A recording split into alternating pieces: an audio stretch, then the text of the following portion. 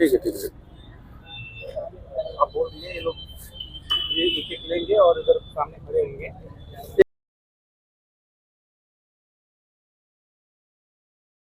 चाहता हूँ ये कैंप से कुछ नहीं रहा है, ऐसा क्यों बोल रहे हैं? क्योंकि या तो आप क्योंकि देख ये चुका यहाँ हूं। पर जान पे पड़ी है। नहीं जान के देख चुका हूँ, देख करके कुछ नहीं, इनका सपोर्ट कुछ नहीं मिल रहा है। इनको जो सपोर्ट चाहिए वो चीज नहीं मिल रहा है, इसलिए बोल रहा हूँ मैं, जो सत्य है वो बोल रहा हूँ। इसके लिए अभी यहाँ पे कितने 40-50 मुश्किल से लोग होंगे। अगर और आगे जुड़े हैं और रोड को आप जाम करें, जेल जाना पड़े, जेल कुछ भी करना पड़े, उसके लिए करना पड़ेगा, बिना किए कुछ नहीं होगा। जब भी आप जब भी रोड को जाम करेंगे तो आपको डंडे पड़ेंगे पुलिस के। डंडे पड़ेंगे, चाहे जेल में बंद करे तो कुछ भी हो, मरने के लिए तैयार है। आप ज्यादा, आपका एज ज्यादा है, फिर भी आप ऐसे बोल रहे हैं। यहाँ तो कोई जवान ऐसा नहीं बोल रहे। देखिए, जो डर गया वो मर गया। जो पक्षी होते हैं ना, पक्षी, सीखें नहीं दी जाती परिंदों को उड़ान भरने की, वो खुद ही तय करते हैं ऊंचाई आसमानों की।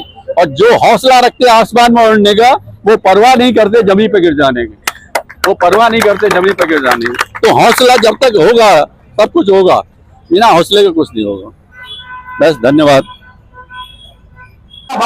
मुर्दाबाद मुर्दाबाद पीएमसी पीएमआरडीए मुर्दाबाद मुर्दाबाद मुर्दाबाद पीएमसी पीएमआरडीए मुर्दाबाद मुर्दाबाद मुर्दाबाद। रोज हमारा मूल अधिकार, नहीं सहेंगे भ्रष्टाचार। रोज हमारा मूल अधिकार, नहीं सहेंगे भ्रष्टाचार। रोज हमारा मूल अधिकार, नहीं सहेंगे भ्रष्टाचार। बहुत हो गया अत्याचार, नहीं सहेंगे भ्रष्टाचार। बहुत हो गया अत्याचार, नहीं सहेंगे भ्रष्टाचार। रोज हमारा मूल अधिकार, नहीं सहेंगे भ्रष्टाचार। रोज हमारा मूल अधिकार, नहीं सहेंगे भ्रष्टाचार। पीएमसी पीएमआरडीए मुर्दाबाद मुर्दाबाद मुर्दाबाद मुर्दाबाद मुर्दाबाद। पीएमसी पीएमआरडीए मुर्दाबाद मुर्दाबाद मुर्दाबाद। भारत माता की जय, भारत माता की जय, भारत माता की जय। जय हिंद, जय महाराष्ट्र।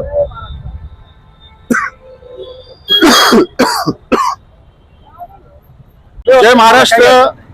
आज आपण या ठिकाणी वाघोली येथील बोकोरी रोडवर आहोत आणि या ठिकाणी येण्याचं कारण असं की या ठिकाणी टीम वाको यांच्यातर्फे अनिल कुमार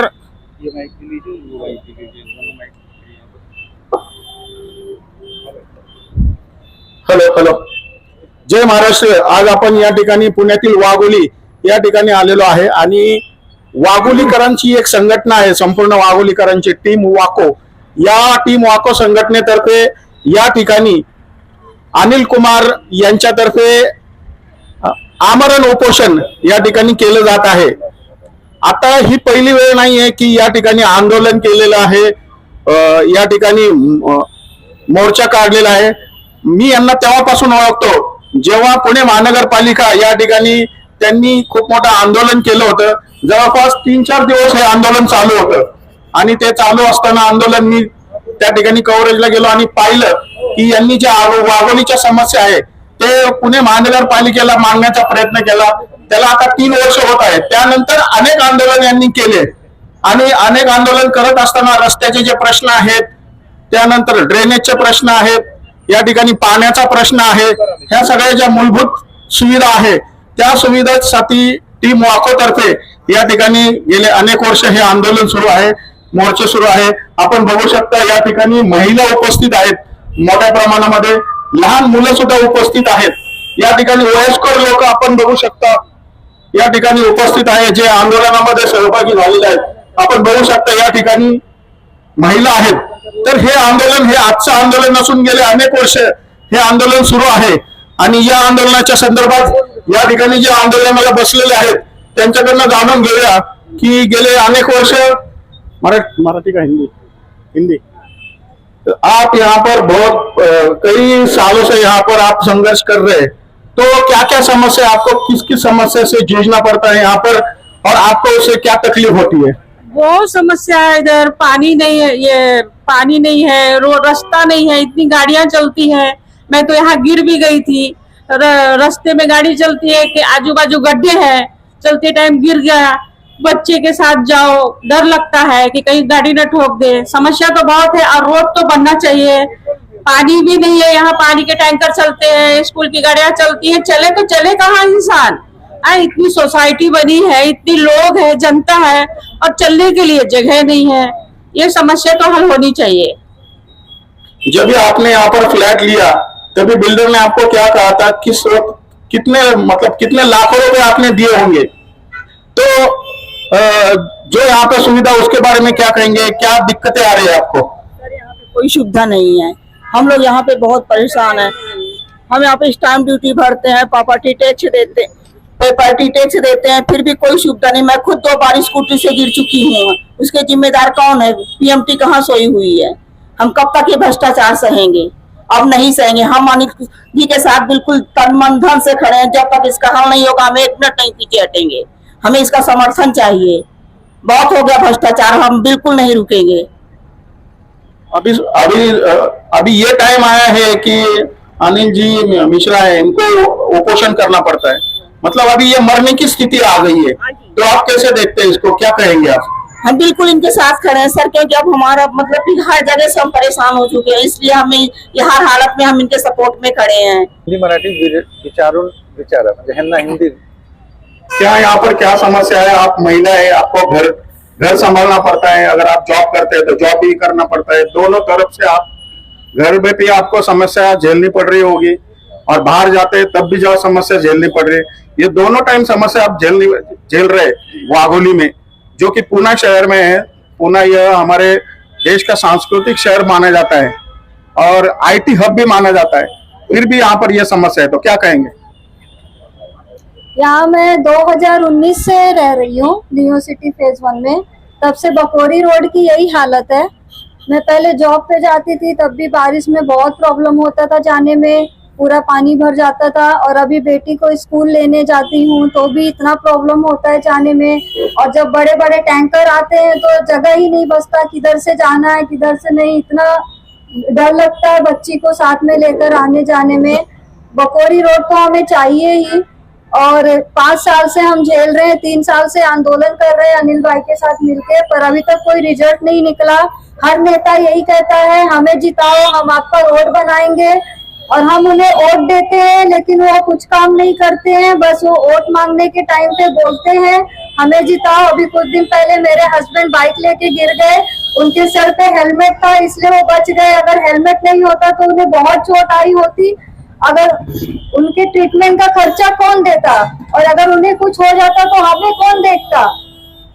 इसलिए हमें बकोरी रोड चाहिए, और किसी भी हालत में चाहिए। ये प्रशासन को सोचना चाहिए, पीएमआरडीए को सोचना चाहिए। कोई ड्रेनेज की व्यवस्था नहीं, कुछ नहीं। बकोरी रोड इतना खराब है, बारिश में इतना पानी भरता है, कहीं आने जाने का कुछ नहीं है रास्ता। रोड हमें चाहिए ही चाहिए। तो अभी चुनाव आने वाला है, तो चुनाव में आप फिर से वोट देंगे?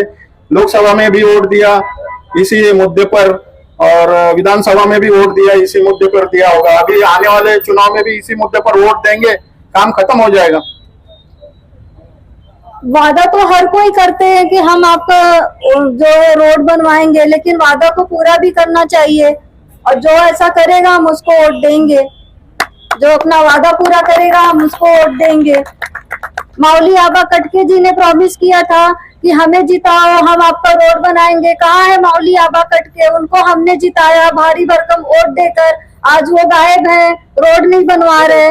उनसे बोला था तो उन्होंने कहा था 6 महीने में काम शुरू हो जाएगा, 1 साल होने को है, अभी तक रोड का कुछ भी काम शुरू नहीं हुआ। कहाँ है मौली आबा कटके? ये जो आम जनता है, इनकी जो समस्या है ये आप तक पहुंचती भी है या नहीं पता नहीं।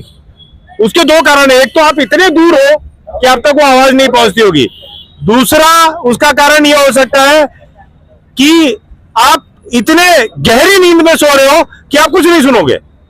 तो दोनों चीज से आपको वो दूरियां जो है उसको भी नजदीक करना पड़ेगा, दूरियों को कम करना पड़ेगा, उसके साथ साथ आपकी जो नींद है इससे भी अब आपको जगने की आवश्यकता हो गई है.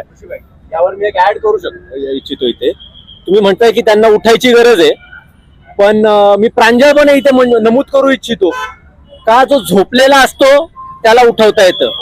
ही झोपेची सोंग घेतलेली आहेत यांनी, यांना कोण उठवणार आहे. मला एवढी हिम्मत नव्हती असं सांगायचं, पण बरं झालं तुम्ही असं सांगितलं.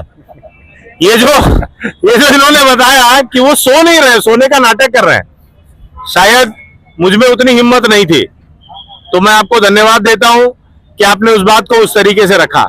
तो ये हमारी परिस्थिति है, ये आखिर ऐसी परिस्थिति क्यों निर्माण हुई. ये हमारा तकलीफ है, ये हमारा दुख है, और ये दुख अगर हम आपके सामने में नहीं रखेंगे तो हम कहां रखेंगे. इसीलिए आपसे हाथ जोड़ के विनती है, आप वोट मांगने तो अवश्य आओगे, उसके बाद फिर नहीं दिखोगे. पिछले बार भी आए थे, अभी कई लोगों ने बताया कि सोयरी गार्डन में बड़े बड़े वादे किए गए और ये सब हुआ. मैं फिर से वो नहीं दोहराना चाहता हूं. फिर आओगे, फिर वादे होंगे, उसके बाद क्या. तो ऐसा नहीं होना चाहिए. और दूसरी बात, जिस तरीके से हम मांग रहे, क्या हम भीख मांग रहे. अरे हमने एक मोटी रकम दी है, उसके लिए हमने बड़े बड़े पैसे देकर के यहाँ पे घर खरीदा है. तो आखिर हमने जो पैसा आपको दिया है, उस पैसों के ऊपर ही आपको वो सड़क बनाना है, पानी देना है, ड्रेनेज करना है. हम कोई भीख तो नहीं मांग रहे. तो ऐसे परिस्थिति में आप हमारे साथ ऐसा ना करें, ये विनंती है. नहीं तो फिर ये जो आंदोलन है ये अगले उग्र रूप में जाएगा और उसकी पूरी जिम्मेवारी आपकी रहेगी. धन्यवाद. टोटल रेव्हेन्यू कलेक्टेड 11,879.32 कोटीचा रेव्हेन्यू हा आतापर्यंत आलेला आहे. ठीक आहे. सो 11,880 करोड़ रुपए पीएमसी को रेवेन्यू मिला है. ये देखो अभी डेटा आपको कैमरा पे दिखेगा. 11,900 करोड़ रुपए, 1 करोड़ में 100 लाख रुपए होते हैं. क्या हम और आप सोच सकते हैं 11,900 करोड़ रुपए कितना पैसा होता है. और इतने पैसे होने के बाद ये ऐसा बकोरी रोड का ये रास्ता नहीं बना सकता. अरे हमें शर्म आ रही है, आपको कब आएगी. कुछ तो करो. आज ऐसी परिस्थिति आई है कि आमरण उपोषण के ऊपर बैठना पड़ रहा है.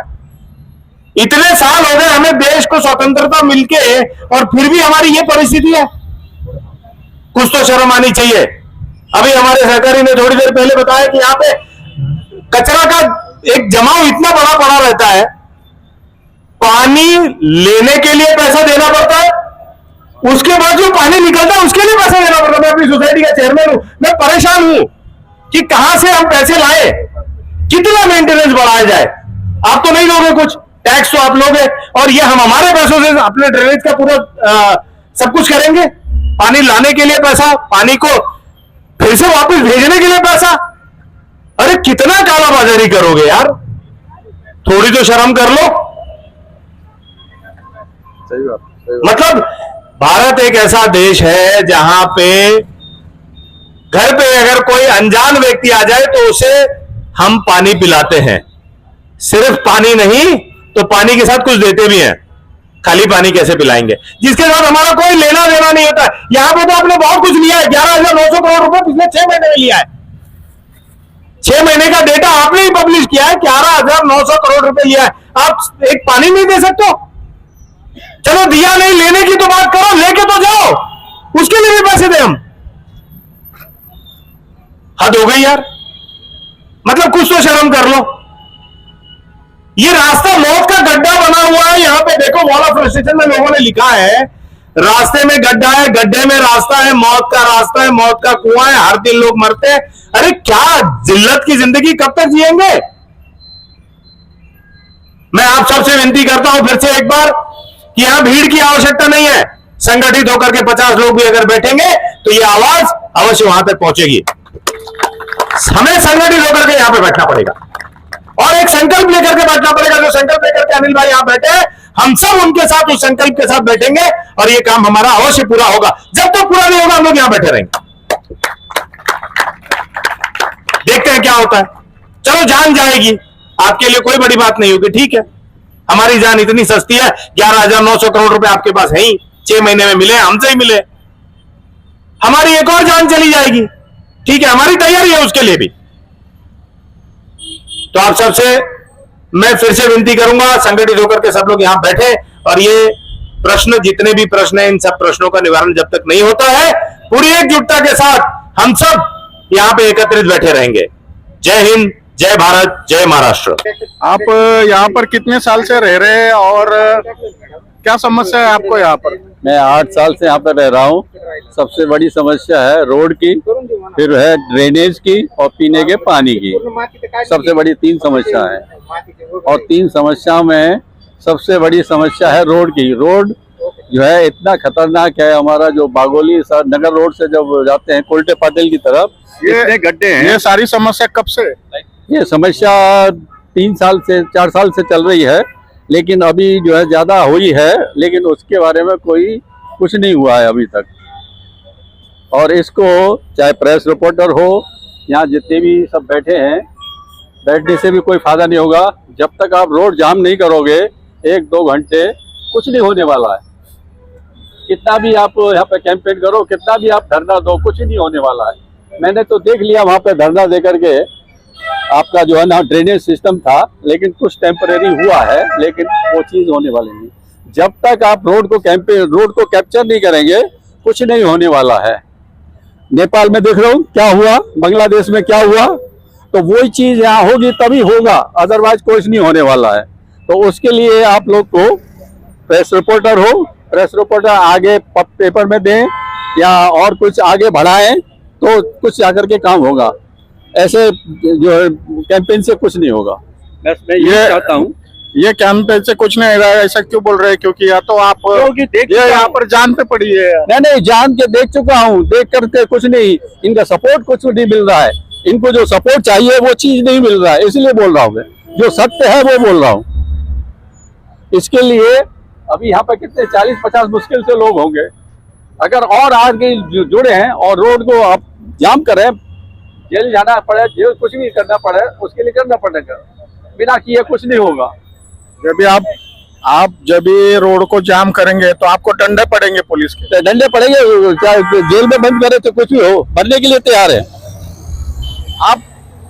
आप ज्यादा, आपका एज ज्यादा है, फिर भी आप ऐसे बोल रहे हैं। यहाँ तो कोई जवान ऐसा नहीं बोल रहे। देखिए, जो डर गया वो मर गया।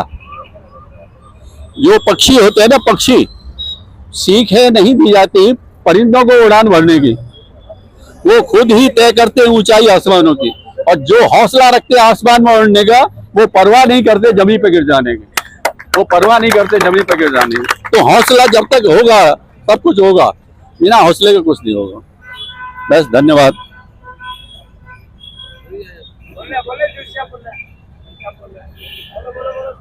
अभी आपने देखा कि ये बुजुर्ग साहब है, वो बोल रहे हैं कि रास्ता जाम करना पड़ेगा, चाहे उसके लिए डंडे खाने पड़े तो भी चलेगा। अभी जो बुजुर्ग थे उन्होंने बताया कि यहाँ पर जो आमरण उपोषण है, वो आमरण उपोषण से कुछ नहीं होगा, आप लोगों को रास्ता जाम करना पड़ेगा। लेकिन रास्ता जाम करने के लिए तो आप रास्ता जाम करने जाओगे तो आपको डंडे पड़ेंगे पुलिस के। और ये बुजुर्ग बात कर रहे हैं कि रास्ता जाम करना पड़ेगा। यहाँ पर जो युवा है, जो तरुण है, वैसे वो तो बात नहीं कर रही है, तो क्या कहेंगे आप? बुजुर्ग लोग रास्ता जाम कर पाएंगे? ये लोग उसी का ही फायदा उठाते हैं। उनको मालूम है कि तरुण, जो भी यंग जनरेशन है, उनके पास वक्त की कमी है और ये अच्छी तरह से जानते हैं। उन्हें तो कुछ पड़ी नहीं है। मैं तो ये बोल रहा हूँ, अगर कुछ भी होने के लिए है ना, किसी न किसी में दम चाहिए, और वो दम सामने वाले में बिल्कुल नहीं है।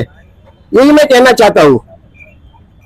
तो अभी जो अनिल साहब आमरण उपोषण कर रहे, तो वो अभी मरने तक करेंगे तो कोई ध्यान नहीं देगा क्या?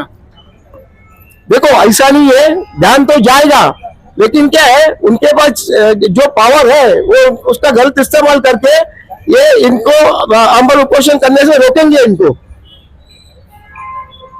तो आगे की रणनीति क्या है? आगे की रणनीति जैसा उन्होंने कहा है कि भाई रास्ता बंद करो, जो भी है सामने से करो, जो भी करना है वो एकजुट होकर करना पड़ेगा, नहीं तो कुछ नहीं होने वाला है। धन्यवाद। धन्यवाद।